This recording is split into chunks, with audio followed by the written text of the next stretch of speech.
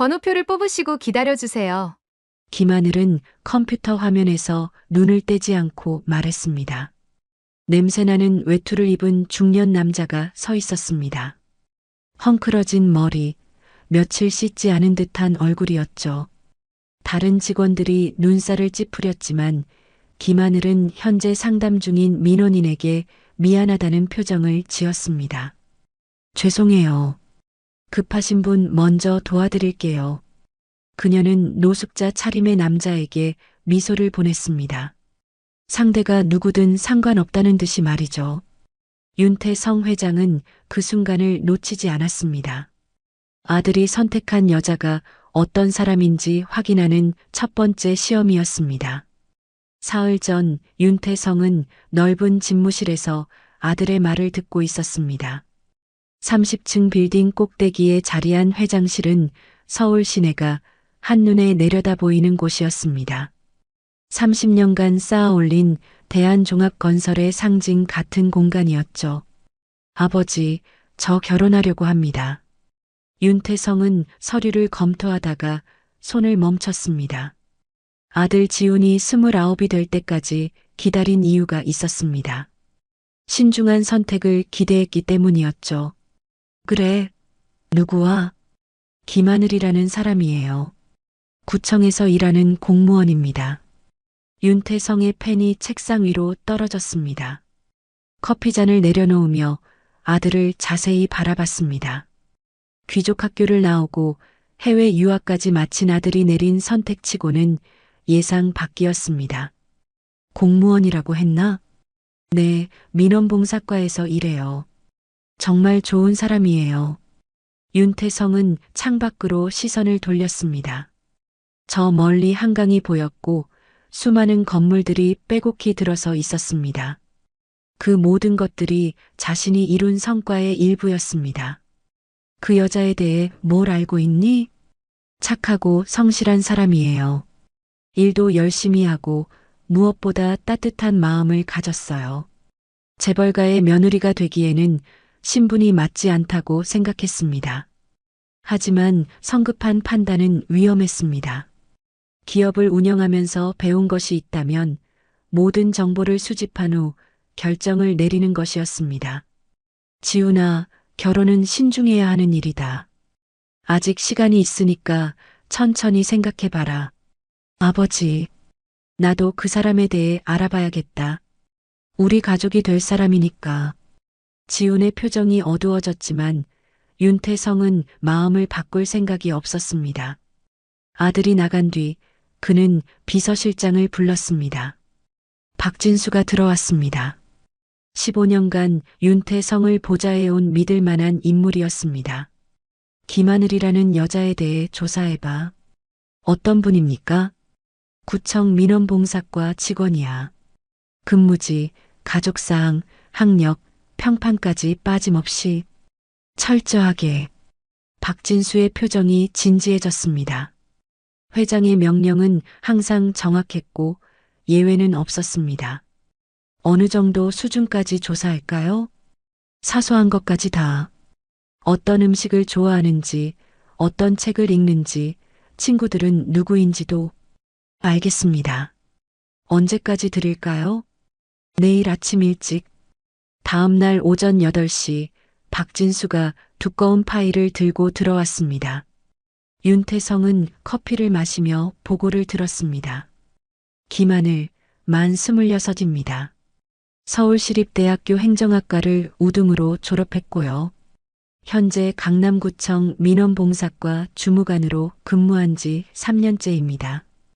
윤태성은 파일을 넘기며 들었습니다. 사진 속 김하늘은 단정한 정장 차림의 밝은 표정이었습니다. 예쁘긴 했지만 특별해 보이지는 않았습니다. 가족 상황은? 아버지는 마포구에서 작은 중국집을 운영하고 어머니는 근처 마트 계산대에서 파트타임으로 일합니다. 형제자매는 없고 할머니와 함께 살고 있습니다. 경제적 상황은 넉넉하지 않은 편입니다. 아버지 식당 매출이 월 200만 원 정도이고 어머니 수입까지 합쳐도 300만 원을 넘지 않습니다. 윤태성은 고개를 끄덕였습니다. 예상했던 대로였습니다. 평판은 어떤가? 동료들 사이에서 성실하다는 평가를 받고 있습니다. 지각이나 결근을 한 적이 없고 업무 처리도 빠른 편입니다. 민원인들에게도 친절하다고 알려져 있고요. 문제가 될 만한 것은 특별한 문제는 없어 보입니다.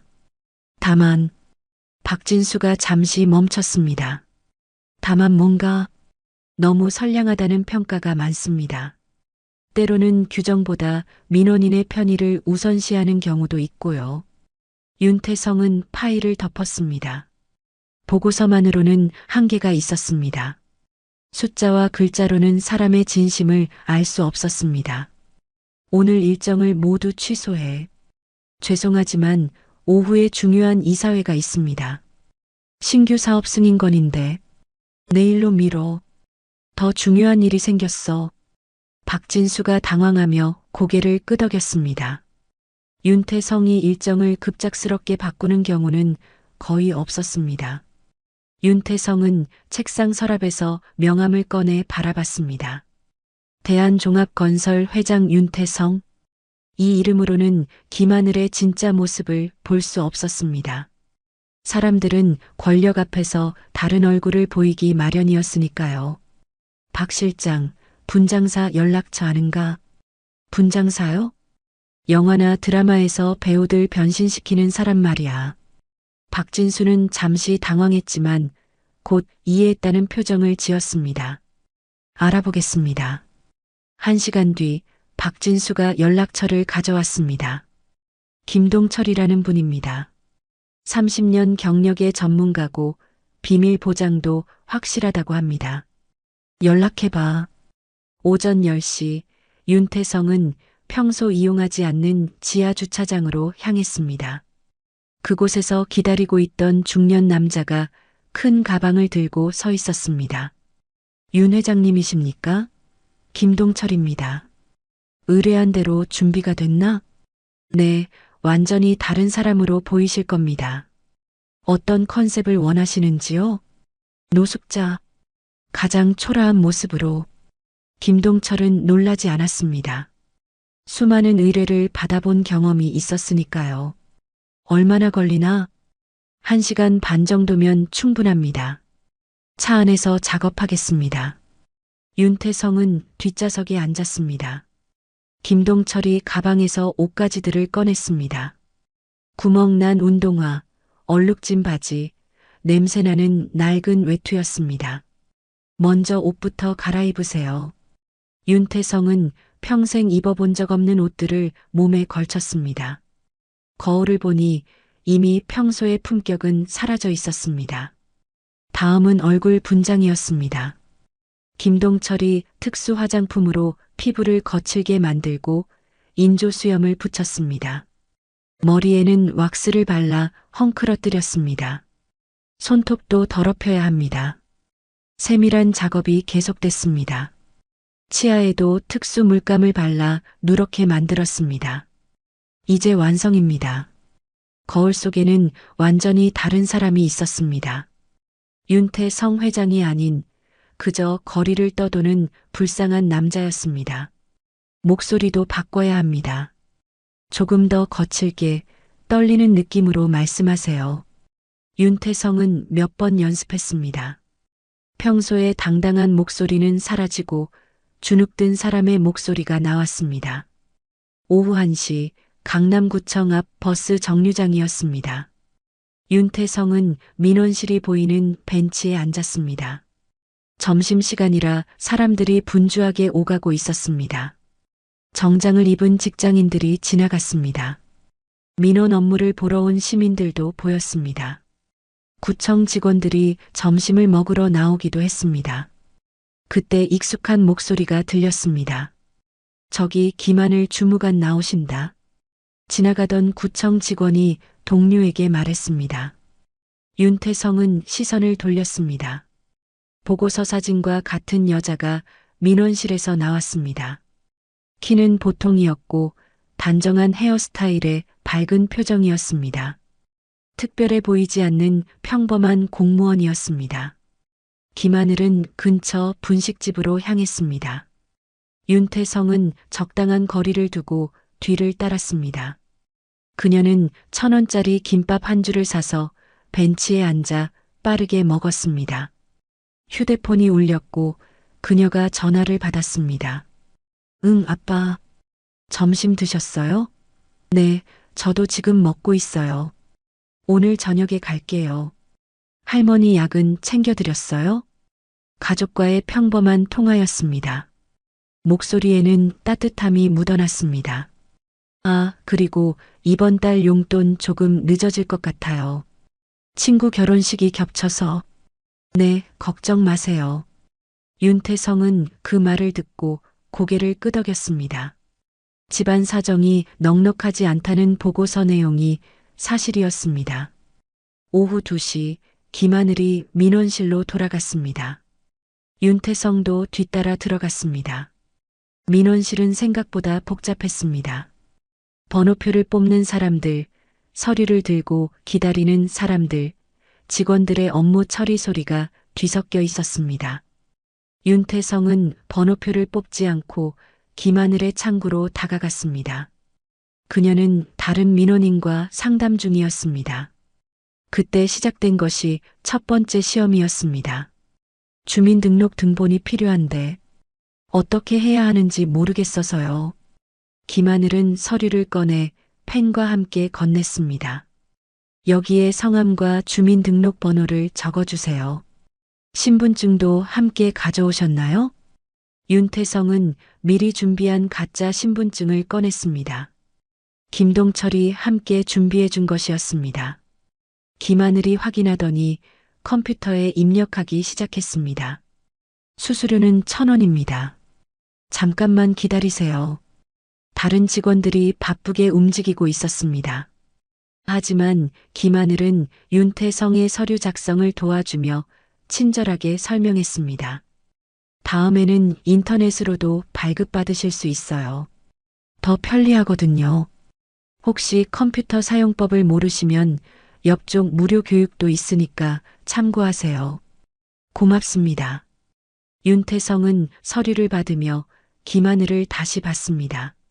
진심 어린 미소였습니다. 조건 없는 친절이었습니다. 그녀에게는 상대가 회장이든 노숙자든 정말로 상관없어 보였습니다. 민원실을 나서며 윤태성은 복잡한 생각에 빠졌습니다. 보고서는 맞았습니다. 김하늘은 성실하고 친절했습니다. 하지만 이것만으로는 부족했습니다. 진짜 사람됨을 알기 위해서는 더 어려운 상황에서 봐야 했습니다. 진짜 시험은 이제부터였습니다. 윤태성은 집무실에서 어제 받은 주민등록 등본을 내려다봤습니다. 가짜 이름으로 발급받은 서류였지만 김하늘의 친절한 응대가 생생히 기억났습니다. 하지만 그것만으로는 충분하지 않았습니다. 진짜 시험은 어려운 상황에서 어떻게 반응하는지 보는 것이었습니다. 박 실장. 네, 회장님. 오늘도 일정을 비워도. 박진수는 더 이상 놀라지 않았습니다. 윤태성이 무언가를 결심했을 때는 막을 수 없다는 것을 알고 있었습니다. 혹시 어디로 가시는지. 다시 구청에 가야 해. 이번에는 단순한 관찰이 아니었습니다. 김하늘이 정말로 어떤 사람인지 제대로 알아볼 때였습니다. 오전 10시 윤태성은 다시 김동철을 만났습니다. 어제와 같은 지하 주차장이었습니다. 또 같은 분장을 원하시는 건가요? 조금 다르게 해줘. 좀 더 까다로운 민원인처럼. 김동철은 고개를 끄덕였습니다. 이번에는 어제보다 더 정교한 작업이 필요했습니다. 성격도 바꿔야 하는 건가요? 응. 불만이 많고 쉽게 화내는 사람으로. 1시간 후 거울 속에는 예민해 보이는 중년 남자가 있었습니다. 어제보다 더 험악한 인상이었습니다. 오전 11시 강남구청 민원실이었습니다. 윤태성은 일부러 복잡한 시간을 골라 들어갔습니다. 대기줄이 길었고 직원들이 분주하게 움직이고 있었습니다. 김하늘은 오늘도 밝은 표정으로 민원인들을 맡고 있었습니다. 하지만 곧 그 표정이 시험받게 될 것이었습니다. 윤태성은 번호표를 뽑고 기다렸습니다. 이번에는 정당한 절차를 밟을 생각이었습니다. 더 자연스러운 상황을 만들기 위해서였죠. 17번 고객님, 3번 창구로 오세요. 김하늘의 목소리였습니다. 윤태성의 번호였습니다. 그는 천천히 창구로 걸어갔습니다. 손에는 일부러 잘못 작성한 서류를 들고 있었습니다. 어서 오세요. 어떤 일로 오셨나요? 김하늘은 어제와 같은 밝은 미소를 지었습니다. 하지만 윤태성을 알아보지는 못하는 것 같았습니다. 분장의 효과였습니다. 가족관계 증명서 발급받으려고 왔어요. 네, 신분증과 신청서 작성해서 주세요. 윤태성은 미리 준비한 서류를 내밀었습니다. 하지만 의도적으로 틀린 정보를 적어놨습니다. 주민등록번호 뒷자리도 다르게 썼고 주소도 엉터리였습니다. 김하늘이 서류를 확인하더니 고개를 갸우뚱했습니다. 죄송한데요. 신분증과 신청서 내용이 일치하지 않는 것 같은데요. 뭐가 다르다는 거예요? 윤태성은 일부러 목소리를 높였습니다. 주변 사람들이 쳐다보기 시작했습니다. 주민등록번호 뒷자리가 다르고 주소도 제대로 확인도 안 하고 틀렸다고 하는 거예요? 이래서 공무원들이 일을 못한다는 거 아닙니까? 민원실 분위기가 순식간에 얼어붙었습니다. 다른 민원인들이 불안한 시선으로 바라봤습니다. 옆 창구 직원들도 상황을 주시하고 있었습니다. 하지만 김하늘은 당황하지 않았습니다. 차분히 서류를 다시 살펴보더니 정중하게 말했습니다. 정말 죄송합니다. 제가 다시 한번 확인해 보겠습니다. 그녀는 신분증과 신청서를 꼼꼼히 대조했습니다. 그리고 조심스럽게 말했습니다. 고객님, 혹시 신청서를 다시 작성해 주실 수 있을까요? 신분증의 주민등록번호가 여기 적으신 것과 다른 것 같아서요. 뭐라고요? 제가 제 주민등록번호를 틀리게 썼다는 거예요? 윤태성은 더욱 목소리를 높였습니다. 이제 민원실 전체가 이들을 바라보고 있었습니다. 그런 뜻이 아니라 혹시 실수로. 실수는 당신이 한 거 아니에요? 이렇게 간단한 것도 제대로 못해요?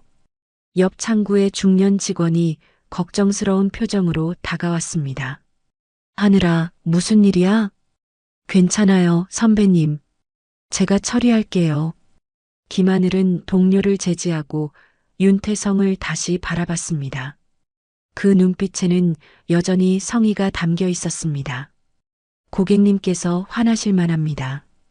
다시 한번 차근차근 확인해 보겠습니다. 그녀는 신분증을 들고 컴퓨터 화면과 대조해 보았습니다. 그리고 조심스럽게 신청서의 잘못된 부분을 지적했습니다. 여기 보시면 신분증에는 뒷자리가 1로 시작하는데 신청서에는 3으로 적으셨어요. 그리고 주소도. 윤태성은 실제로 확인해 보니 자신이 일부러 틀리게 적은 것이 명확했습니다. 하지만 시험을 계속해야 했습니다. 그럼 어떻게 하라는 거예요? 다시 와야 한다는 거예요? 아니에요. 지금 여기서 새로 작성해 주시면 됩니다. 제가 도와드릴게요. 김하늘은 새 신청서를 꺼내 윤태성 앞에 놓았습니다. 그리고 펜까지 건네주었습니다. 혹시 글씨 쓰시기 불편하시면 제가 대신 작성해 드릴게요. 점심시간이 가까워지고 있었습니다. 다른 직원들은 슬슬 자리를 정리하고 있었습니다. 하지만 김하늘은 서두르지 않았습니다. 윤태성은 일부러 느리게 서류를 작성했습니다. 그리고 중간중간 이상한 질문을 던졌습니다. 이거 꼭 오늘 발급받아야 하는데 시간이 얼마나 걸려요? 금방 됩니다. 걱정하지 마세요. 수수료는 얼마예요? 너무 비싸면 안 받을 건데. 1,000원입니다. 부담스러우시면 무료 발급 대상인지 확인해 드릴게요. 김하늘의 답변은 일관되게 친절했습니다. 화를 낸 것에 대한 서운함도 표현하지 않았습니다. 드디어 서류 작성이 끝났습니다. 김하늘이 컴퓨터에 입력하기 시작했습니다. 잠깐만 기다려주세요. 금방 처리해 드릴게요. 그때 옆 창구 직원이 다가와 속삭였습니다. 하늘아, 점심시간이야. 저 사람 냄새도 나고 까다롭게 구는데 내일 와서 받으라고 해. 윤태성은 그 말을 들었습니다. 김하늘의 반응을 주의 깊게 지켜봤습니다. 괜찮아요. 고객님이 급하다고 하셨잖아요. 그래도 선배님은 먼저 가세요. 저는 이거 끝내고 갈게요. 동료가 고개를 저으며 자리를 떠났습니다. 이제 민원실에는 김하늘과 윤태성만 남았습니다. 정말 죄송해요. 오래 기다리게 해서. 김하늘은 서류를 출력하고 도장을 찍었습니다. 그리고 정중하게 윤태성에게 건넸습니다. 여기 있습니다. 확인해 보세요. 윤태성은 서류를 받으며 김하늘을 바라봤습니다. 점심시간이 훨씬 지났는데도 그녀는 불평하지 않았습니다. 오히려 미안하다는 표정이었습니다. 수고했어요. 그는 자리를 떠났습니다. 하지만 멀리서 김하늘을 계속 지켜봤습니다. 그녀는 민원실을 정리하고 컴퓨터를 끄고 있었습니다. 그때 아까 그 동료가 돌아왔습니다. 아직도 있어? 점심 못 먹었구나. 괜찮아요. 지금 가려고요. 저 사람 냄새 나던데 왜 상대했어? 다른 창구로 보내지. 김하늘이 잠시 멈췄습니다. 그리고 조용히 대답했습니다. 모두 같은 민원인이잖아요. 냄새나고 까다로워도 도움이 필요한 건 똑같죠. 너무 착하게 살지 마. 그러다가 손해만 봐. 손해라고 생각하지 않아요. 그분도 분명 사연이 있을 거예요. 윤태성은 그 말을 듣고 잠시 말을 잃었습니다. 자신을 변호하는 김하늘의 모습에 묘한 감정이 들었습니다. 김하늘이 민원실을 나서자 윤태성도 조용히 뒤를 따랐습니다. 그녀는 편의점에서 1,000원짜리 삼각김밥 하나를 샀습니다. 점심 대신이었습니다. 벤치에 앉아 김밥을 먹는 김하늘을 보며 윤태성은 생각했습니다. 첫 번째 시험은 통과였습니다. 하지만 진짜 시험은 아직 남아 있었습니다. 그는 마음속에서 다음 계획을 세우기 시작했습니다. 더 어려운 상황에서도 김하늘이 같은 태도를 보일지 확인해야 했습니다. 진심은 극한 상황에서 드러나는 법이었으니까요. 사흘이 지났습니다. 윤태성은 집무실에서 김하늘에 대한 추가 보고서를 읽고 있었습니다. 박진수가 더 자세히 조사한 내용이었습니다. 어제도 점심시간을 넘겨서 민원 처리를 했다고 합니다. 이유가 뭔가?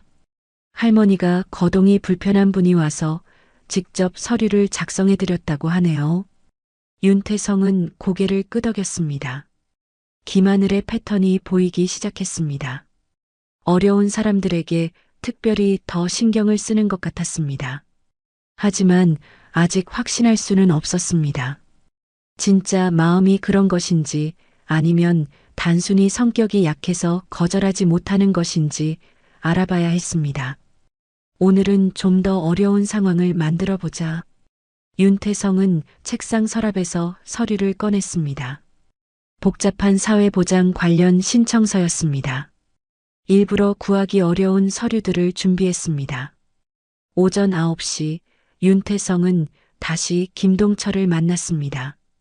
이번에는 더 극단적인 변신이 필요했습니다. 오늘은 어떤 컨셉으로 하시겠습니까? 완전히 절망한 사람, 마지막 희망을 걸고 온 사람처럼. 김동철은 심각한 표정을 지었습니다. 감정 연기도 필요하겠네요. 그래야겠어. 1시간 반 후 거울 속에는 인생에 지친 남자가 있었습니다. 주름이 더 깊어 보였고 눈빛도 절망적이었습니다. 옷차림은 더욱 초라했습니다. 목소리도 더 떨리게 하시고 때로는 감정이 북받치는 것처럼 연기하세요. 윤태성은 몇 번 연습했습니다. 평소의 당당함은 완전히 사라지고 세상에 버림받은 사람의 목소리가 나왔습니다. 오전 10시 강남구청 민원실이었습니다. 오늘은 평소보다 일찍 왔습니다. 김하늘이 출근하는 모습을 보고 싶었습니다. 그녀는 정시에 나타났습니다. 어제와 같은 밝은 표정이었습니다. 동료들과 인사를 나누며 자리에 앉았습니다. 윤태성은 번호표를 뽑고 기다렸습니다. 오늘은 다른 창구에 사람이 많았습니다. 의도한 대로였습니다. 김하늘의 창구가 가장 한가했습니다. 4번 고객님, 1번 창구로 오세요. 김하늘의 목소리였습니다. 윤태성은 천천히 걸어갔습니다. 손에는 두꺼운 서류 뭉치를 들고 있었습니다. 어서 오세요. 어떤 일로 오셨나요? 김하늘은 평소와 같은 미소를 지었습니다. 하지만 윤태성의 초라한 모습을 보고 표정이 조금 달라졌습니다. 연민의 빛이 스쳤습니다.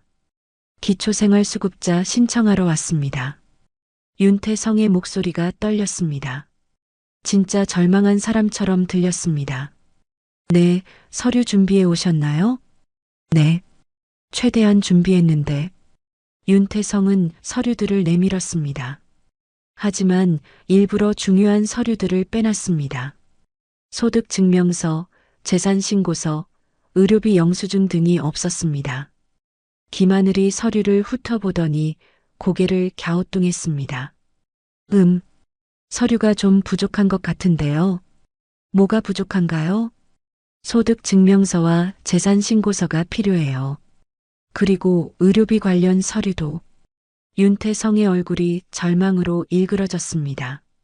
연기였지만 정말 절망한 사람처럼 보였습니다. 그럼 오늘은 안 되는 건가요? 죄송해요. 규정상 필요한 서류가 있어서. 그때 윤태성이 갑자기 소리를 냈습니다. 아, 안 돼. 오늘 꼭 해야 하는데. 민원실 전체가 그들을 바라봤습니다. 다른 민원인들이 불안해하기 시작했습니다. 고객님, 일단 진정하세요. 김하늘이 조심스럽게 말했습니다. 진정하라고요? 어떻게 진정해요? 집도 없고 돈도 없는데. 윤태성은 목소리를 더 높였습니다. 이제 거의 소리를 지르는 수준이었습니다. 당신들은 편안한 자리에 앉아서 서류 타령이나 하고 우리 같은 사람이 얼마나 힘든지 알기나 해요? 다른 창구 직원들이 놀란 표정으로 바라봤습니다. 보안 요원이 슬슬 다가오기 시작했습니다. 하지만 김하늘은 당황하지 않았습니다. 오히려 더 차분해졌습니다. 고객님의 마음 충분히 이해합니다. 일단 앉으셔서 차근차근 이야기해봐요. 앉으라고요? 여기서 다 들리는데? 김하늘이 주변을 둘러봤습니다. 정말로 모든 사람이 집중하고 있었습니다. 다른 민원인들도 불편해하는 것 같았습니다. 잠깐만 기다려주세요. 김하늘은 자리에서 일어났습니다. 그리고 민원실 뒤편에 있는 상담실을 가리켰습니다. 저쪽에서 조용히 상담받으실 수 있어요. 다른 분들에게 피해드리지 않게요. 거기로 가면 뭐가 달라지는데요? 더 자세히 설명해 드릴 수 있어요. 그리고 해결 방법도 찾아보고요. 윤태성은 잠시 망설였습니다. 김하늘의 진심이 느껴졌습니다. 화를 내는 그를 비난하지 않고 오히려 도우려 하고 있었습니다. 정말 도와주실 건가요? 네, 최선을 다해보겠습니다. 김하늘은 동료에게 잠시 자리를 봐달라고 부탁하고 윤태성을 상담실로 안내했습니다. 상담실은 조용했습니다. 작은 테이블과 의자 2개가 있었습니다. 여기 앉으세요. 물 한 잔 가져다 드릴게요. 김하늘이 종이컵에 물을 따라 건넸습니다. 윤태성은 그 물을 마시며 마음이 복잡해졌습니다. 지금 어떤 상황이신지 말씀해 주시겠어요? 김하늘의 목소리가 부드러웠습니다. 비난이나 짜증이 전혀 없었습니다. 일자리를 잃었어요. 몇 달째 구직 중인데 나이가 많아서 아무도 안 뽑아줘요. 정말 힘드셨겠어요. 집세도 밀렸고 병원비도 못 내고 있어요. 김하늘이 고개를 끄덕였습니다. 진심으로 공감하는 표정이었습니다. 서류가 부족하긴 하지만 방법이 아예 없는 건 아니에요. 정말요? 네. 일단 구청에서 발급받을 수 있는 서류들은 제가 도와드릴게요. 그리고 민간에서 받아야 하는 것들은 목록을 만들어서 어디서 어떻게 받는지 알려드릴게요. 윤태성은 놀랐습니다. 규정대로라면 서류가 부족해서 처리할 수 없다고 하는 게 맞았습니다. 하지만 김하늘은 다른 방법을 찾고 있었습니다. 시간이 좀 걸리겠지만 차근차근 준비하시면 분명히 신청할 수 있어요. 얼마나 걸릴까요? 빠르면 일주일, 늦어도 보름이면 될 것 같아요. 김하늘은 메모지에 필요한 서류들을 적기 시작했습니다. 어디서 발급받을 수 있는지, 비용은 얼마인지도 함께 적었습니다. 여기 적힌 서류들 중에서 비용이 부담되는 게 있으면 말씀하세요. 감면받을 수 있는 방법이 있을 거예요. 윤태성은 그 메모지를 받아들었습니다. 정성스럽게 적힌 글씨였습니다. 심지어 발급 기간의 전화번호까지 적혀 있었습니다. 정말 고맙습니다. 천만에요. 도움이 필요하시면 언제든지 오세요. 김하늘이 미소를 지었습니다. 진심 어린 미소였습니다. 그런데 왜 이렇게까지 도와주시는 거예요? 김하늘이 잠시 생각했습니다. 저희가 여기 있는 이유가 시민들을 돕는 거잖아요. 규정은 지켜야 하지만 그 안에서 최대한 도울 방법을 찾는 게 저희 일이라고 생각해요. 다른 공무원들은 그냥 안 된다고 하던데 사람마다 다르겠지만 저는 그렇게 생각해요. 특히 정말 도움이 필요한 분들께는 더 신경 써야 한다고 생각하고요. 윤태성은 그 말을 듣고 가슴이 뭉클했습니다. 자신이 꾸며낸 상황이었지만 김하늘의 진심은 진짜였습니다. 혹시 점심시간 지나도 괜찮으신가요? 서류 몇 개는 지금 바로 발급해드릴 수 있을 것 같아서요. 시계를 보니 벌써 점심시간이 다가오고 있었습니다. 하지만 김하늘은 서두르지 않았습니다. 괜찮아요. 고객님이 급하시다고 하셨으니까요. 점심은요? 나중에 먹으면 되죠. 두 번째 시험도 통과였습니다. 김하늘은 화를 내고 소리를 지르는 상황에서도 침착했습니다. 오히려 더 적극적으로 도우려 했습니다. 윤태성은 마음속으로 결심했습니다. 마지막 시험을 해봐야겠다고. 가장 어려운 시험을. 하지만 지금은 김하늘의 호의를 받아야 했습니다. 그렇지 않으면 의심받을 수도 있었으니까요. 정말 고맙습니다. 선생님 같은 분이 있어서 다행이에요. 고마워하실 일이 아니에요. 당연한 거죠. 김하늘은 진심으로 말했습니다. 그리고 실제로 몇 가지 서류를 발급해 주었습니다. 윤태성이 구청을 나서며 뒤돌아보니 김하늘이 아직도 창구에 앉아 있었습니다. 점심시간이 훨씬 지났는데도 말이죠. 그는 마음속으로 중얼거렸습니다. 이제 마지막 시험만 남았구나. 진짜 김하늘의 모습을 보는 마지막 기회였습니다. 일주일이 지났습니다. 윤태성은 집무실에서 김하늘에 대한 마지막 계획을 세우고 있었습니다. 지금까지의 시험들로는 부족했습니다. 진짜 그녀의 본성을 알아보려면 가장 어려운 유혹을 제시해야 했습니다. 박 실장, 구청에 기부할 수 있는 방법이 뭐가 있나? 박진수가 고개를 갸우뚱했습니다. 기부 말씀이십니까? 어떤 명목으로요? 사회복지 사업. 어려운 사람들 돕는 용도로. 보통은 구청 복지과를 통해서 하거나 사회복지재단을 거쳐서 하는데요. 윤태성은 책상을 두드렸습니다. 좋은 아이디어가 떠올랐습니다. 5천만 원 정도를 익명으로 기부하고 싶다고 해봐. 단 담당자를 지정한다는 게 김하늘 주무관이 직접 처리하도록 요청하는 거야. 박진수의 눈이 커졌습니다. 회장의 의도를 조금씩 눈치채고 있었습니다. 혹시 김하늘 씨를 시험해 보시는 건가요? 그런 거 알 필요 없어. 그냥 내가 지시한 대로만 해. 다음 날 오전 윤태성은 마지막 변장을 위해 김동철을 만났습니다. 이번에는 조금 다른 접근이 필요했습니다. 오늘은 어떤 컨셉으로 하시겠습니까? 좀 더 체계적인 사람. 하지만 여전히 초라한. 김동철이 고개를 끄덕였습니다. 정장은 입지만 낡은 걸로, 머리는 단정하게 하되 싸구려 왁스를 쓴 것처럼. 1시간 후 거울 속에는 한때 중산층이었지만 몰락한 중년 남자가 있었습니다. 체면을 유지하려 하지만 경제적으로 어려운 상황이 역력했습니다. 오전 10시 강남구청 민원실이었습니다. 윤태성은 큰 봉투를 들고 들어갔습니다. 봉투 안에는 5천만 원 상당의 수표가 들어 있었습니다. 김하늘은 오늘도 평소와 같이 밝은 표정으로 민원인들을 맡고 있었습니다. 하지만 곧 그 표정이 시험받게 될 것이었습니다. 윤태성은 번호표를 뽑고 기다렸습니다. 다른 민원인들을 관찰하며 김하늘의 업무 태도를 지켜봤습니다. 일관되게 친절했습니다. 12번 고객님, 2번 창구로 오세요. 김하늘의 목소리였습니다.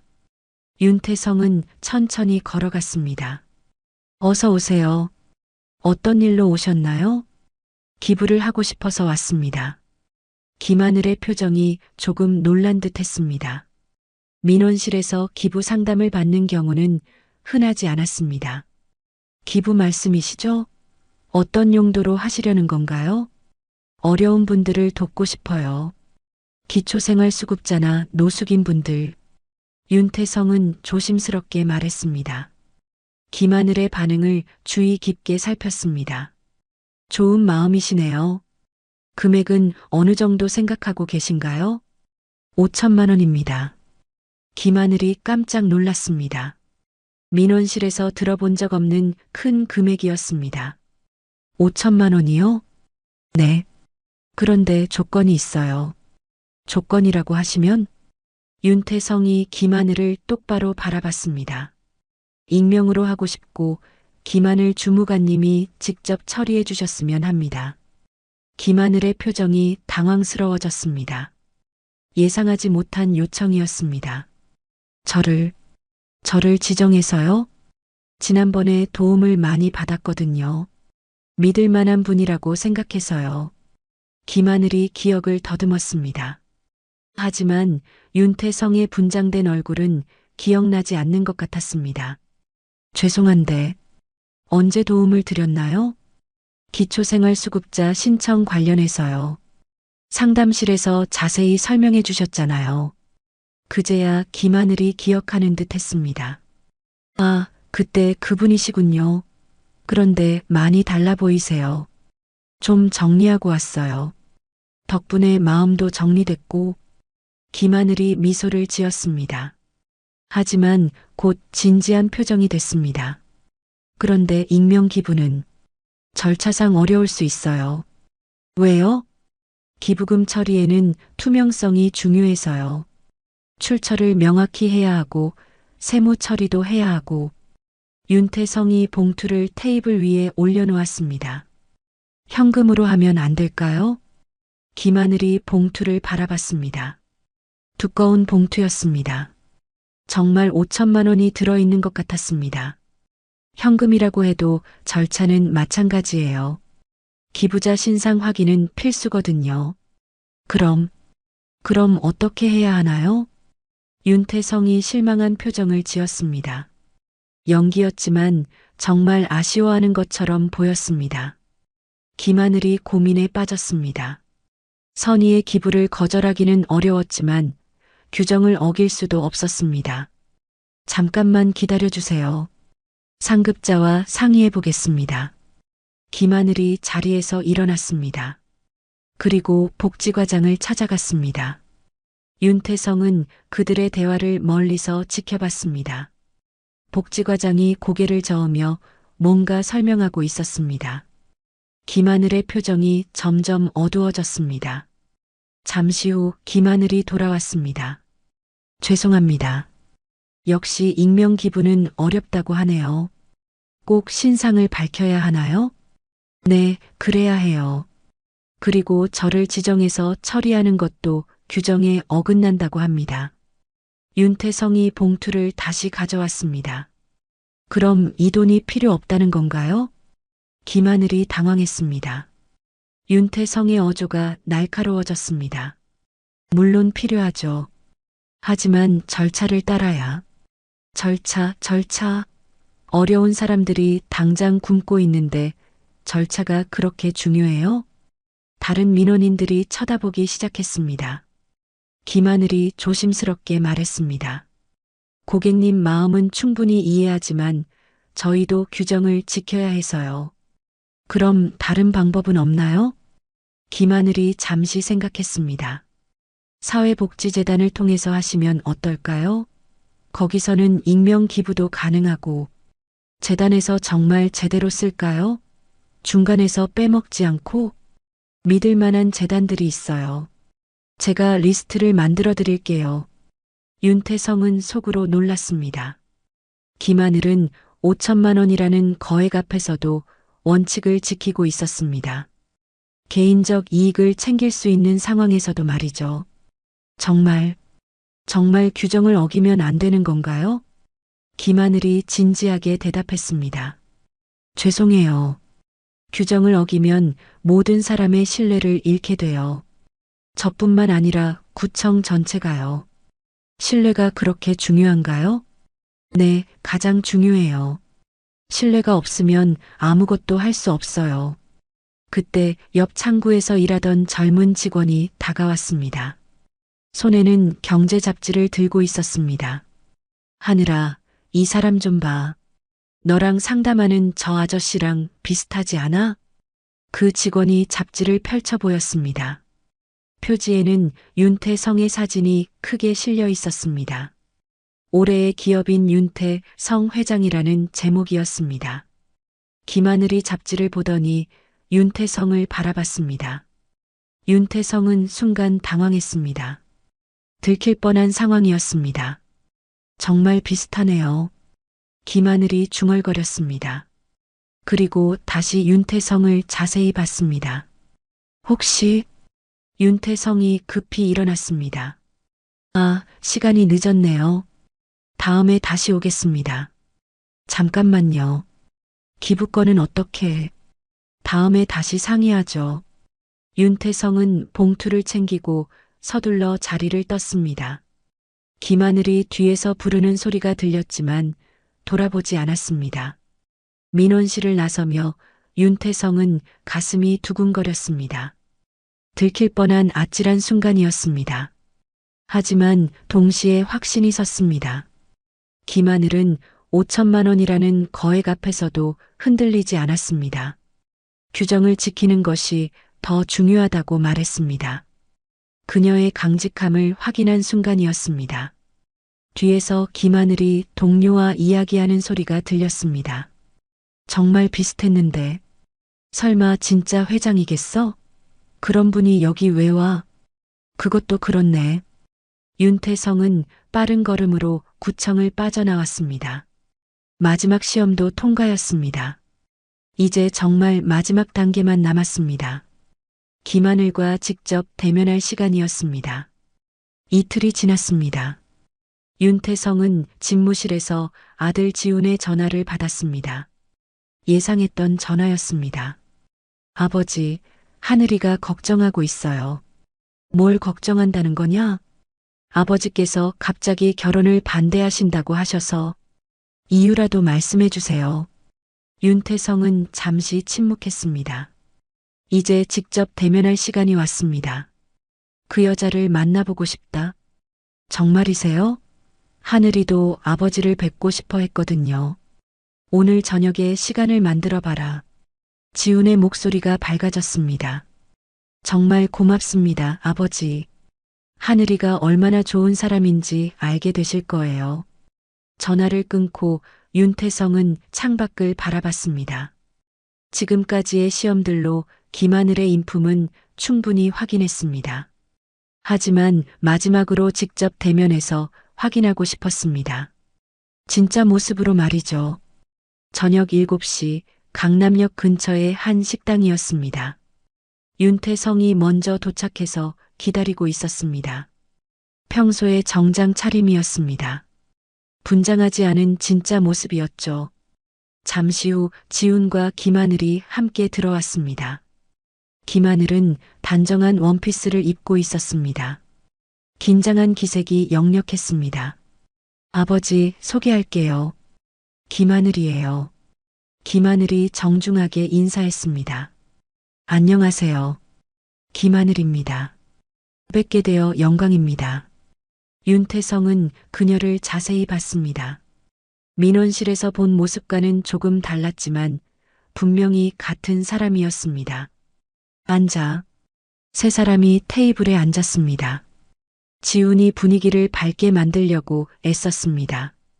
하늘이는 정말 착한 사람이에요. 구청에서도 인정받는 직원이고 본인이 직접 말하게 해라. 윤태성의 목소리가 차갑게 들렸습니다. 김하늘이 더욱 긴장했습니다.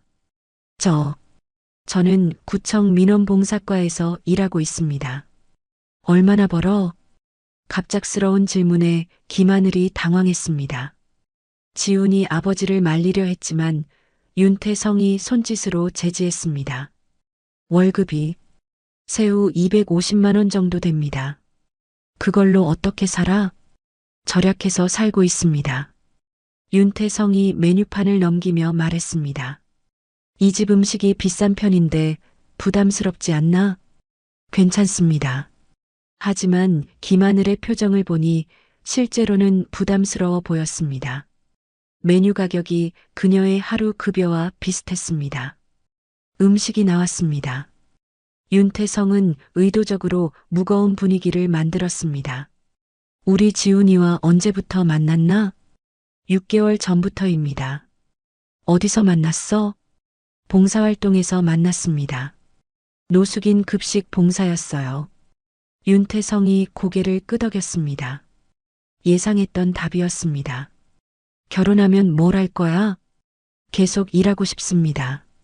우리 집 며느리가 되면 일할 필요 없어. 김하늘이 잠시 망설였습니다. 저는 제 일이 의미 있다고 생각해요. 계속하고 싶습니다. 돈이 좋아서 우리 집에 들어오려는 거 아니야? 주변 테이블의 손님들이 쳐다보기 시작했습니다.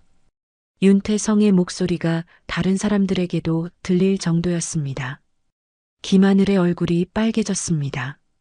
하지만 울지 않았습니다. 그런 생각이었다면 이렇게 힘든 일을 하지 않았을 거예요. 힘든 일이라고? 공무원이 뭐가 힘들어? 매일 어려운 분들을 만나요. 도와드리고 싶은데 규정 때문에 안 되는 경우가 많아서 마음이 아플 때가 많습니다. 윤태성이 가만히 그녀를 바라봤습니다. 진심이 느껴지는 대답이었습니다. 그럼 왜 그 일을 계속해? 누군가는 해야 하는 일이니까요. 그리고 정말 도움이 되는 순간들이 있어요. 지훈이 답답해하며 끼어들었습니다. 아버지, 왜 이렇게 어렵게 질문하세요? 조용히 해. 나는 이 사람의 진심을 알고 싶어. 윤태성이 다시 김하늘을 봤습니다. 우리 집은 부자야. 그거 알고 있지? 네. 부잣집 며느리가 되면 뭐가 좋을 것 같아? 김하늘이 고민했습니다. 정직하게 답해야 할 것 같았습니다. 부모님께 좀 더 좋은 환경을 드릴 수 있을 것 같아요. 그것뿐이야? 그리고 더 많은 사람들을 도울 수 있을 것 같습니다. 어떻게? 지훈 오빠가 말하길 회장님께서 사회공헌 사업도 많이 하신다고 하더라고요. 그런 일에 도움이 될 수 있다면 윤태성은 속으로 놀랐습니다. 김하늘의 관심사는 여전히 다른 사람을 돕는 것이었습니다. 너 혹시 나를 본 적 있나? 갑작스러운 질문에 김하늘이 당황했습니다. 뵌 적이요? 오늘이 처음인데. 정말? 윤태성이 그녀의 눈을 똑바로 바라봤습니다. 김하늘이 뭔가 기억하려는 듯 고개를 갸우뚱했습니다. 혹시 구청에 오신 적이 있으신가요? 왜 그렇게 생각해? 어디서 본 것 같은 느낌이 들어서요. 특히 목소리가. 윤태성이 마음속으로 긴장했습니다. 들킬 수도 있는 상황이었습니다. 착각일 거야. 네. 그런 것 같네요. 하지만 김하늘은 여전히 의아해하는 표정이었습니다. 저녁 식사가 끝나갈 무렵 윤태성이 마지막 질문을 던졌습니다. 지훈이와 결혼하면 행복할 것 같아? 네. 정말 좋은 분이세요. 나는 어떻게 생각해? 김하늘이 솔직하게 대답했습니다. 처음에는 무서우셨어요. 하지만 지금은 지훈 오빠를 걱정하시는 마음이 느껴져요. 걱정? 네. 잘못된 선택을 할까봐 걱정하시는 것 같아요. 당연한 거라고 생각해요. 윤태성이 잠시 말을 잃었습니다. 김하늘이 자신의 마음을 정확히 읽어낸 것이었습니다. 식사가 끝나고 세 사람이 식당을 나왔습니다. 지훈이 먼저 자리를 떠났습니다. 급한 일이 있다며 말이죠. 윤태성과 김하늘만 남았습니다. 잠깐 이야기할 게 있어. 둘은 근처 카페로 향했습니다. 조용한 구석자리에 앉았습니다. 오늘 고생했어. 괜찮아요. 당연한 거죠. 윤태성이 커피를 마시며 김하늘을 바라봤습니다. 나는 솔직히 네가 마음에 안 들었어. 김하늘이 고개를 끄덕였습니다. 알고 있었어요. 왜? 지훈 오빠 표정으로 알 수 있었어요. 그리고 오늘 질문들을 보니까. 그런데 왜 화내지 않았어? 김하늘이 잠시 생각했습니다. 저라도 똑같이 했을 거예요. 뭔 소리야? 만약 제가 부모라면 제 딸이 어떤 남자와 결혼한다고 하면 그 사람이 정말 딸을 행복하게 해줄 수 있는지 확인하고 싶을 거예요. 윤태성은 그 말을 듣고 마음이 복잡해졌습니다. 다음 날 윤태성은 혼자서 구청을 찾았습니다. 이번에는 분장하지 않은 진짜 모습으로 말이죠. 민원실에서 김하늘을 찾았습니다. 그녀는 한 노인분의 서류를 도와드리고 있었습니다.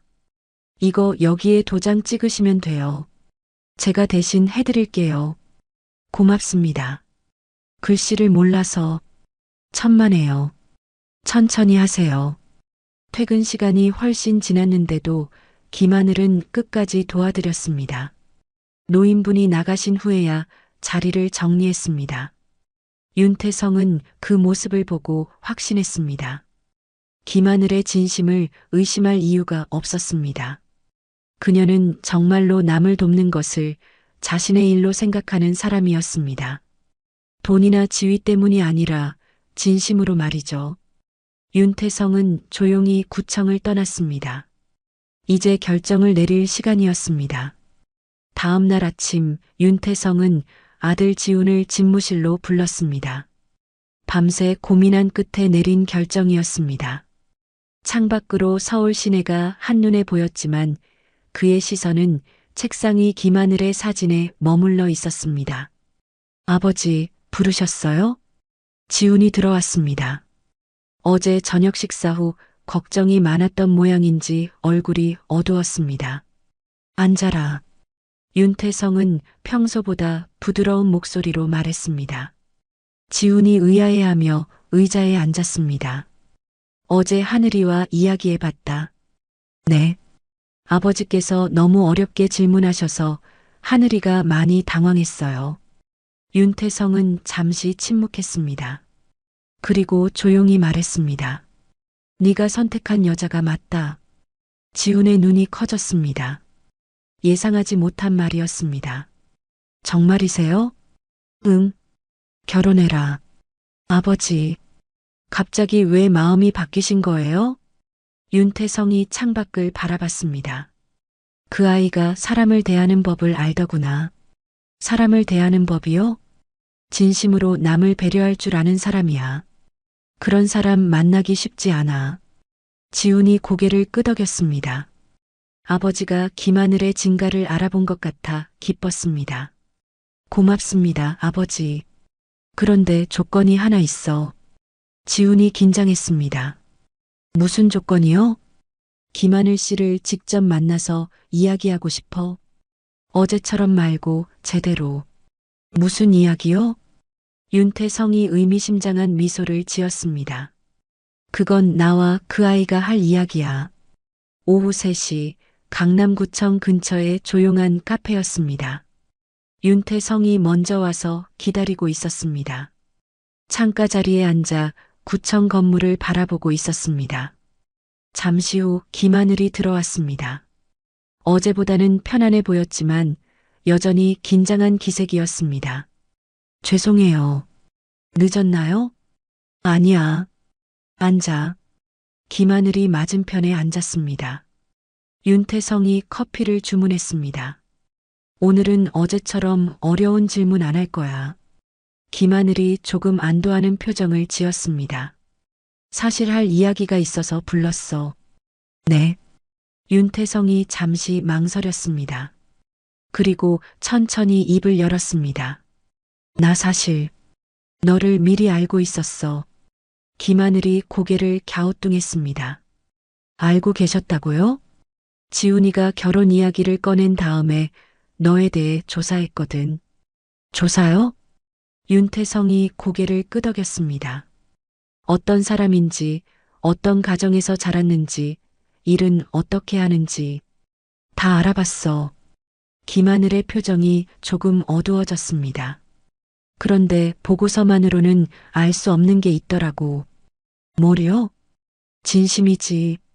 정말 어떤 사람인지는 직접 봐야 알 수 있어.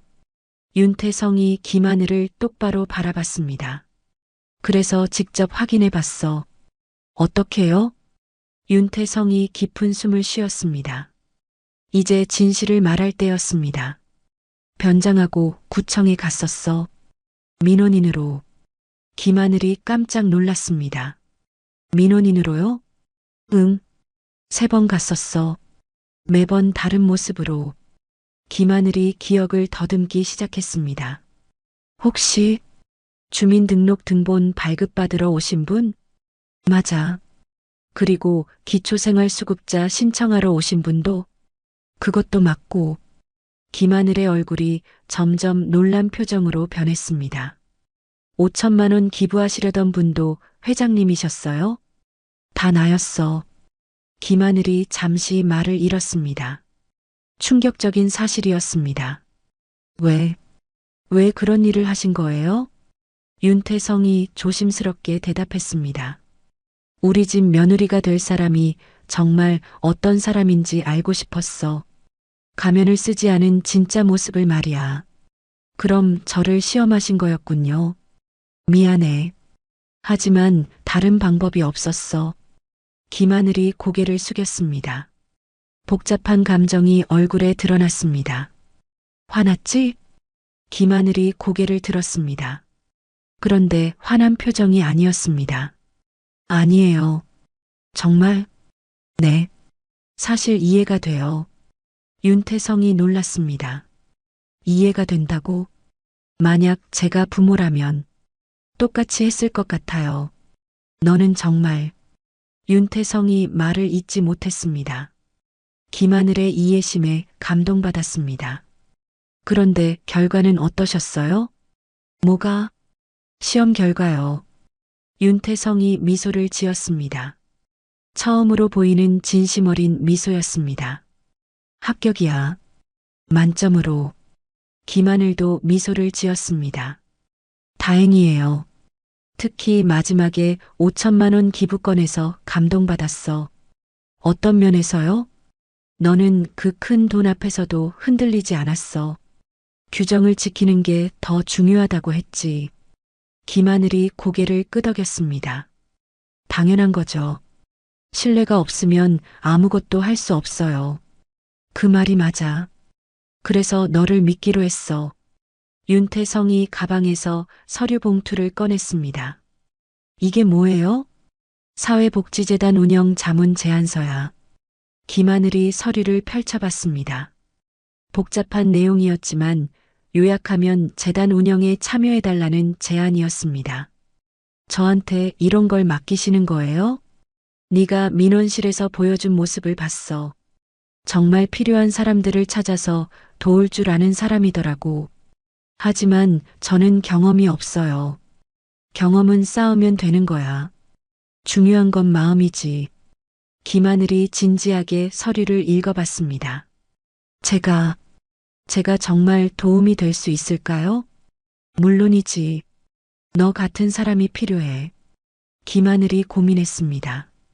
큰 책임이 따르는 일이었습니다. 시간을 갖고 생각해봐도 될까요? 당연히. 천천히 생각해봐.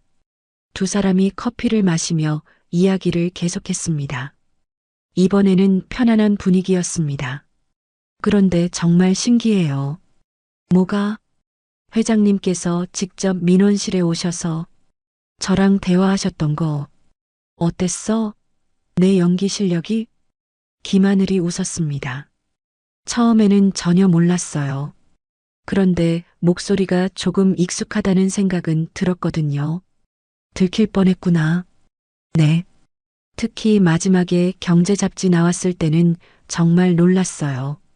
나도 식은땀 났어. 두 사람이 함께 웃었습니다. 처음으로 편안한 대화였습니다. 일주일 후 김하늘이 윤태성을 다시 만났습니다. 같은 카페였습니다. 결정했어? 김하늘이 고개를 끄덕였습니다.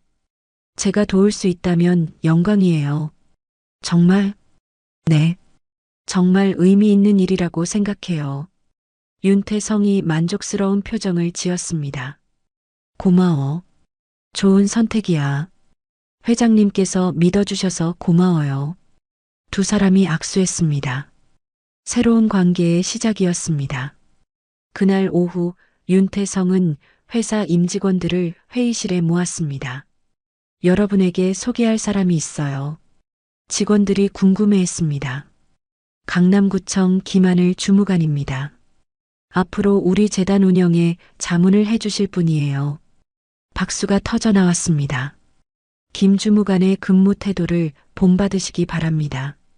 진정한 서비스 정신이 무엇인지 보여주는 분이에요. 김하늘이 당황하며 고개를 숙였습니다. 민원실로 돌아온 김하늘을 동료들이 신기한 눈으로 바라봤습니다. 하늘아, 대한종합건설 회장이 너를 칭찬했다며? 어떻게 그런 분과 알게 됐어? 김하늘은 겸손하게 대답했습니다. 그냥 일하다 보니까 인연이 닿았어요. 역시 평소 행실이 좋아서 그런가 봐. 김하늘은 여전히 평소와 같은 모습으로 일상으로 돌아갔습니다. 하지만 마음 한구석에는 새로운 기대감이 자리 잡고 있었습니다. 더 많은 사람들을 도울 수 있는 기회가 생긴 것이었습니다. 한 달이 지났습니다. 대한종합건설 본사 30층 대회의실이 결혼식장으로 바뀌어 있었습니다. 윤태성의 지시로 소박하지만 따뜻하게 꾸며진 공간이었습니다. 평소 차가운 회의실이었지만 오늘만큼은 흰 천과 꽃으로 장식되어 전혀 다른 느낌이었습니다. 큰 창을 통해 들어오는 햇살이 식장을 환하게 비춰주고 있었습니다. 윤태성은 신랑 대기실에서 아들 지훈을 바라봤습니다. 새하얀 턱시도를 입은 지훈이 거울 앞에서 넥타이를 매고 있었습니다. 긴장되나? 네. 조금요. 지훈의 손이 미세하게 떨리고 있었습니다. 윤태성이 다가가서 넥타이를 바로 잡아주었습니다. 오늘이 네 인생에서 가장 중요한 날이구나. 네, 아버지. 하늘이를 잘 지켜줘야 해. 물론이죠. 윤태성은 아들의 어깨에 손을 올렸습니다. 네가 좋은 사람을 만났어. 나도 이제 안심이야. 고맙습니다, 아버지. 처음에는 반대하실 줄 알았는데 좋은 사람인 줄 몰랐으니까 이제는 확신해. 부자가 함께 웃었습니다. 신부 대기실에서는 김하늘이 준비를 마치고 있었습니다. 단정한 흰 드레스를 입고 있었는데 화려하지 않지만 우아했습니다. 어머니와 아버지가 옆에서 지켜보고 있었습니다. 우리 딸이 이렇게 예쁠 줄이야. 어머니의 눈에 눈물이 맺혔습니다. 엄마, 울지 마세요. 화장 다 지워져요. 행복해야 해, 하늘아. 아버지도 감격스러운 표정이었습니다. 아빠도 울음 참으세요. 그때 문이 열리며 윤태성이 들어왔습니다. 김하늘의 가족들이 긴장하며 일어났습니다. 안녕하세요, 회장님. 편하게 계세요. 하늘이 좀 이야기할 게 있어서요. 김하늘이 일어났습니다. 네, 회장님. 오늘부터는 아버지라고 불러야지. 김하늘이 얼굴을 붉혔습니다. 네, 아버님. 윤태성이 만족스러운 표정을 지었습니다. 하늘아, 고마워. 뭐요? 우리 지훈이를 받아줘서, 그리고 우리 가족이 되어줘서. 김하늘의 눈에도 눈물이 고였습니다. 저야말로 감사해요. 윤태성이 작은 상자를 꺼냈습니다. 이거 받아. 뭐예요? 우리 집안 대대로 내려오는 목걸이야. 며느리에게 주는 거지. 상자를 열어보니 아름다운 진주 목걸이가 들어 있었습니다. 고급스럽지만 과하지 않은 디자인이었습니다. 이런 귀한 걸, 네 거야. 평생 간직해. 윤태성이 직접 목걸이를 걸어주었습니다. 김하늘의 어머니가 감동해서 눈물을 흘렸습니다. 오후 3시 결혼식이 시작되었습니다. 하객들이 자리에 앉아 있었습니다. 회사 임직원들, 김하늘의 동료들, 양가 친척들이 모여 있었습니다. 생각보다 많은 사람들이 왔습니다. 특히 구청 직원들이 거의 다 참석했습니다. 김하늘의 인품을 보여주는 일이었습니다. 신랑 입장하겠습니다. 사회자의 안내와 함께 지훈이 입장했습니다. 턱시도 차림의 지훈이 단상 앞에 섰습니다. 긴장한 기색이 역력했지만 행복해 보였습니다. 신부 입장하겠습니다. 음악이 흘러나왔습니다. 문이 열리며 김하늘이 나타났습니다. 하객들이 모두 일어났습니다. 김하늘은 아버지와 팔짱을 끼고 천천히 걸어왔습니다. 단정한 드레스와 진주 목걸이가 그녀를 더욱 아름답게 만들었습니다. 김하늘의 아버지가 딸과 함께 단상 앞까지 걸어왔습니다. 지훈이 기다리고 있는 곳에서 아버지가 딸의 손을 지훈에게 건넸습니다. 잘 부탁하네. 믿고 맡겨주세요. 지훈이 김하늘의 손을 받아 잡았습니다. 윤태성이 옆에서 그 모습을 지켜보며 고개를 끄덕였습니다. 행복해라. 윤태성의 목소리가 떨렸습니다. 감격스러운 순간이었습니다. 하객들 사이에서 감탄사가 터져나왔습니다. 평소 엄격하기로 유명한 윤태성 회장의 따뜻한 모습을 처음 보는 사람들이 많았습니다. 감동이다. 회장님이 저렇게 웃으시는 건 처음 봐. 사회자가 식을 진행했습니다. 이제 신랑 신부가 서약을 하겠습니다. 지훈과 김하늘이 마주봤습니다. 두 사람 모두 눈에 눈물이 고여 있었습니다. 지훈 씨, 김하늘 씨를 평생 사랑하고 보호하며 함께 하시겠습니까? 네, 맹세합니다. 하늘 씨, 윤지훈 씨를 평생 사랑하고 돕고 함께 하시겠습니까? 네, 맹세합니다. 이제 반지를 교환하겠습니다. 두 사람이 서로에게 반지를 끼워 주었습니다. 간단하지만 의미 깊은 순간이었습니다. 축사를 윤태성 회장님께서 해주시겠습니다. 하객들이 박수를 쳤습니다. 윤태성이 마이크를 잡고 단상에 섰습니다. 그는 잠시 하객들을 둘러봤습니다.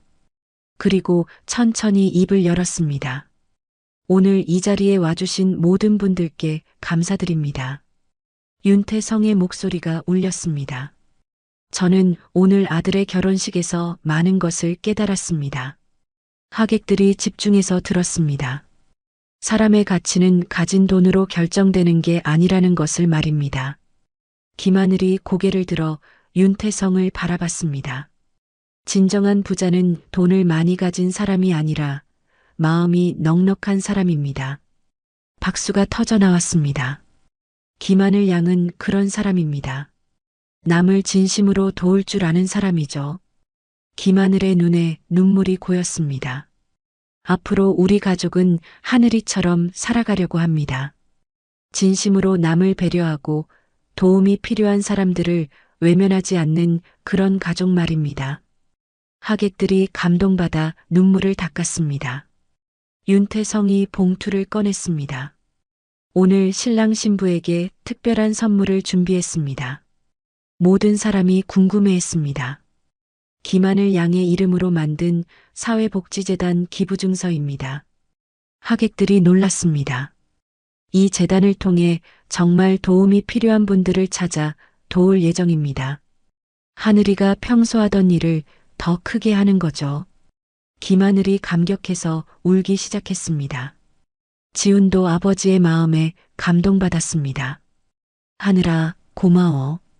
네가 우리 가족에게 진짜 의미가 뭔지 가르쳐줬어. 윤태성도 눈시울이 붉어졌습니다. 모든 하객이 일어나서 박수를 쳤습니다. 길고 긴 박수였습니다. 구청 동료들이 특히 감동했습니다. 하늘이 정말 대단해. 평소 하던 일이 인정받는구나. 식이 끝나고 피로연이 시작되었습니다. 하객들이 신랑 신부에게 축하 인사를 했습니다. 윤태성은 한편에서 그 모습을 지켜봤습니다. 마음이 따뜻했습니다. 박진수 비서실장이 다가왔습니다. 회장님, 정말 좋은 며느리를 얻으셨네요. 그래. 지훈이가 좋은 눈을 가졌어. 처음에는 걱정하셨잖아요. 사람을 겉으로만 봤구나. 하늘이 덕분에 많이 배웠어. 그때 김하늘이 다가왔습니다. 아버님, 정말 고마워요. 뭘 고마워해. 당연한 거지. 기부증서까지. 정말 꿈 같아요.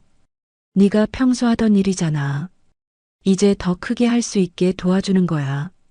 김하늘이 깊이 인사했습니다. 평생 잊지 않을게요. 윤태성이 며느리의 머리를 쓰다듬었습니다. 우리 가족이 됐으니까 앞으로 편하게 지내자. 해가 저물어가는 결혼식장은 따뜻한 분위기로 가득했습니다. 진정한 가족이 탄생한 순간이었습니다. 윤태성은 창밖을 바라보며 생각했습니다. 돈으로 살 수 없는 소중한 것들이 얼마나 많은지 깨달은 하루였습니다. 그리고 그 모든 것을 가르쳐준 김하늘에게 진심으로 감사했습니다. 석 달이 지났습니다. 강남구 한복판에 자리한 김하늘 복지재단 사무실은 아침부터 분주했습니다. 윤태성의 약속대로 만들어진 재단이었습니다. 김하늘은 구청 일과 재단 업무를 병행하며 바쁜 나날을 보내고 있었습니다. 하늘 씨, 오늘 노숙인 급식 봉사 준비는 다 됐나요? 지훈이 서류를 들고 들어왔습니다. 결혼 후 그도 재단 일에 적극적으로 참여하고 있었습니다. 네, 다 준비됐어요. 오늘은 100명분 정도 될 것 같아요. 많이 늘었네요. 추워지니까 더 많은 분들이 오시더라고요. 김하늘은 컴퓨터로 봉사자 명단을 확인했습니다. 매주 꾸준히 참여하는 사람들이 늘고 있었습니다. 그때 문이 열리며 윤태성이 들어왔습니다. 요즘 자주 재단 사무실을 방문했습니다. 바쁘신 중에 죄송해요, 아버님. 바쁘긴 뭘. 좋은 일 하는 거 보러 왔지. 윤태성은 벽에 걸린 사진들을 둘러봤습니다. 급식 봉사, 독거노인 방문, 아이들 학습 지원 등 재단에서 진행한 활동들이 담겨 있었습니다. 이번 달 활동 보고서 좀 보여줄래? 김하늘이 파일을 건넸습니다. 윤태성이 꼼꼼히 읽어봤습니다. 도움받은 사람이 벌써 1000명이 넘었구나. 네, 생각보다 많은 분들이 도움이 필요하더라고요. 특히 어떤 경우가 많아? 독거노인분들이 가장 많아요. 그 다음이 노숙인분들이고요. 윤태성이 고개를 끄덕였습니다. 잘하고 있어. 정말 고마워요, 아버님. 그때 휴대폰이 울렸습니다. 김하늘이 전화를 받았습니다. 네, 김하늘 복지재단입니다. 전화 너머에서 급한 목소리가 들렸습니다. 할머니가 쓰러지셨다고요? 네, 알겠습니다. 지금 바로 갈게요.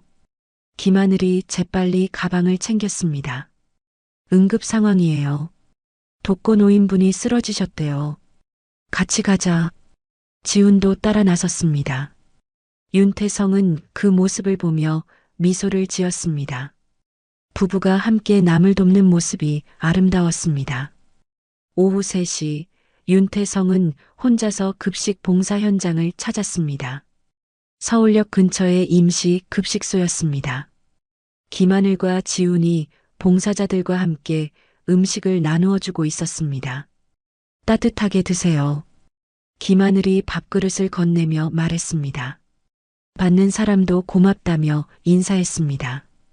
윤태성은 멀리서 그 모습을 지켜봤습니다. 몇 달 전까지만 해도 이런 현장에 직접 와본 적이 없었습니다. 하지만 이제는 자연스럽게 발걸음이 향했습니다. 회장님, 언제 오셨어요? 지훈이 아버지를 발견하고 다가왔습니다. 방금 왔어. 하늘이는? 저기서 어르신들과 이야기하고 있어요. 윤태성이 시선을 돌리니 김하늘이 한 노인과 대화하고 있었습니다. 겨울이라 추우시죠? 혹시 더 필요한 게 있으시면 언제든지 연락 주세요. 고맙소, 아가씨. 덕분에 따뜻한 밥 먹었어. 천만에요. 건강 조심하세요. 그 노인이 자리를 떠나며 깊이 인사했습니다. 김하늘도 정중하게 인사를 받았습니다.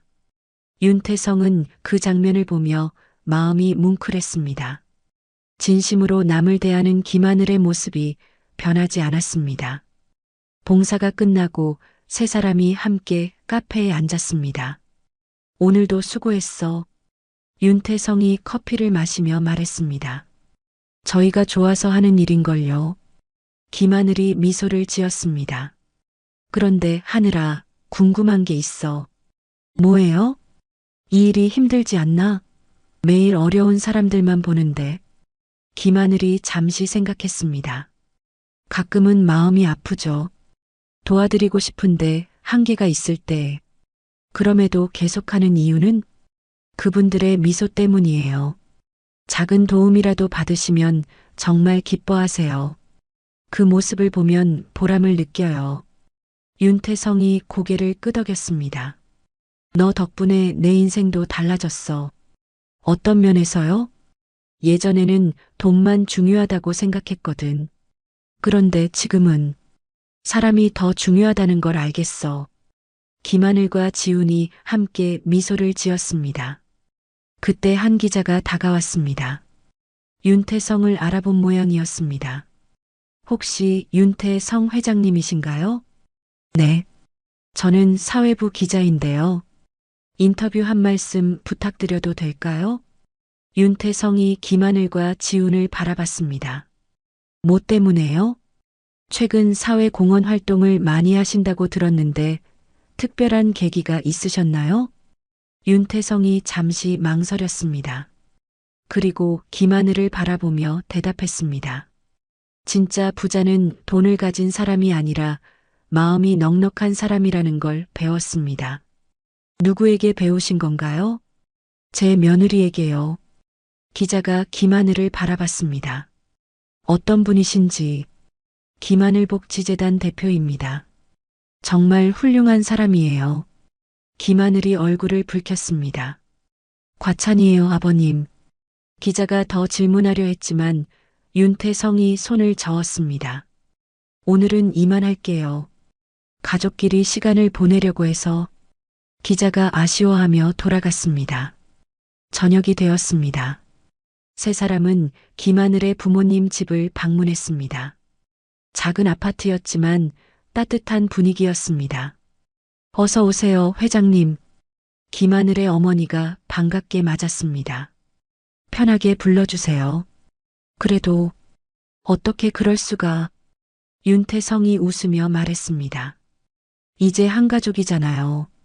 식탁에는 소박하지만 정성스러운 음식들이 차려져 있었습니다. 김하늘의 아버지가 술을 따라주었습니다.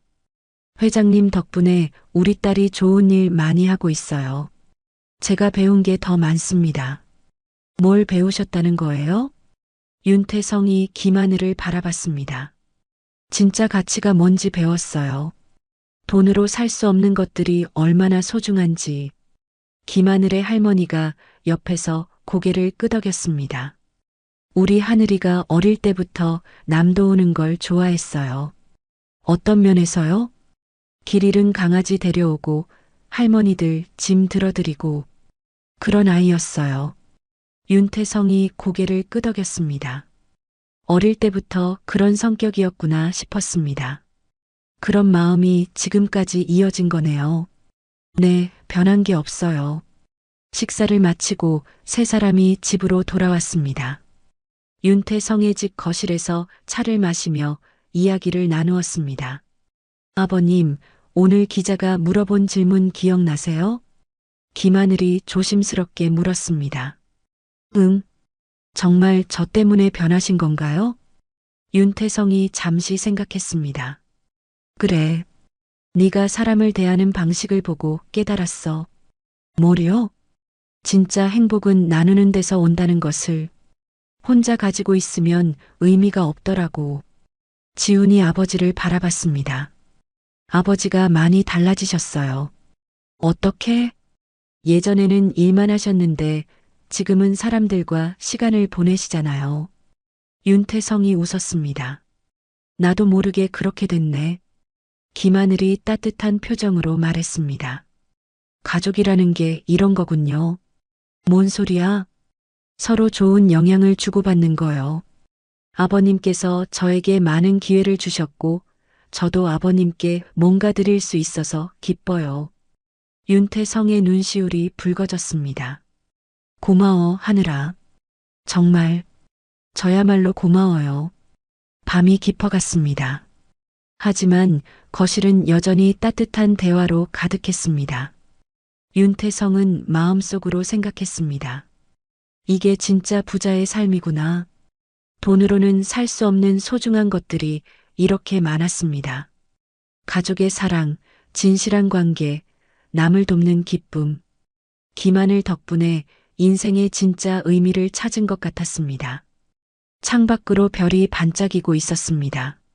새로운 시작을 축복하는 것 같았습니다. 윤태성은 며느리와 아들을 바라보며 미소를 지었습니다. 이제 정말 완전한 가족이 되었습니다. 그리고 이 행복을 더 많은 사람들과 나누고 싶었습니다. 김하늘이 가르쳐준 대로 말이죠. 여러분, 오늘 이야기 어떠셨나요? 댓글로 여러분의 감상을 나눠주세요. 시청해주신 여러분의 이야기도 듣고 싶어요. 그리고 이 이야기가 재밌으셨다면 구독과 좋아요 부탁드려요. 오늘도 시청해주셔서 감사합니다.